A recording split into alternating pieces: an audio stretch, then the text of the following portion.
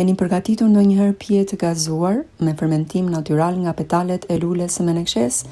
Nëse jo, le ta përgatisim bashk. Për të gjithë ata që kopshtin e kanë pasion dhe ju pëlqen aroma e lules së menekshesë ose kadifes, do t'ju duhen vetëm 30 lule. Fillimisht do t'i shplajmë pak dhe në një vazo qelqi të pastër do shtojmë 3 litra ujë. Dhe vetëm petalet e 30 luleve që mjaftojnë për këtë tretësirë. Për fermentimin e pijes do na duhet 1 lugë limontos dhe disa stafide rrushi. Nëse nuk keni limontos, mund t'i shtoni lëng limoni, por limontosi ka efekt më të shpejt për fermentimin e pijes, 5 deri në 6 lugë sheqer dhe pak nenegjik ose mente. Pijen e përgatitur e lëm të mbuluar me një robë dhe presim që të bëhet procesi i fermentimit për 48 orë. Her pas here i japim ndonjë trazim të lehtë. Pas 48 orëve, pijen e kemi gati që ta kullojmë. Ndajmë petalet nga lëngu dhe më pas këtë lëng do ta hedhim në shishe. Sigurohemi që këto shishe të jenë të pastra dhe të sterilizuara.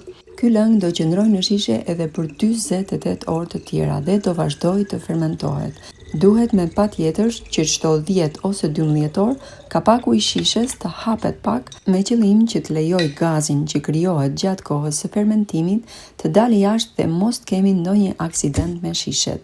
Dhe pas 48 orëve, këtë lëng e keni gati ta shijoni me gjithë aromën dhe freskinë e petaleve të menekshesë. Por kjo nuk është e vetmja pije që unë përgatis gjatë sezonit të verës.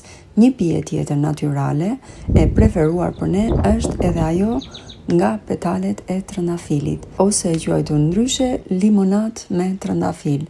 Për këtë recet do t'ju duhen trëndafila me aromë të fortë. Sa më e fortë të jetë aroma e trëndafilit, aq më e mirë del edhe limonata. Fillimisht do shkëpusim petalet dhe më pas do t'i shplajmë ato me ujë të ftohtë.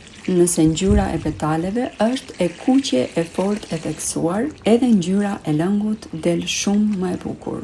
Të gjithë e dimë që petalet e trëndafilit kanë antioksidant të fuqishëm dhe gjatë përgatitjes së limonatës, këta antioksidant mbeten në pije dhe ju i merrni ato si vlera shëndetësore.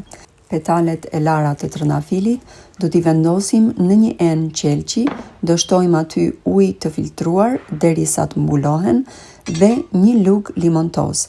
Nëse nuk keni limontos, mund t'i shtoni lëng limoni dhe më pas i lëm në një vend me diell për 2 ose 3 ditë.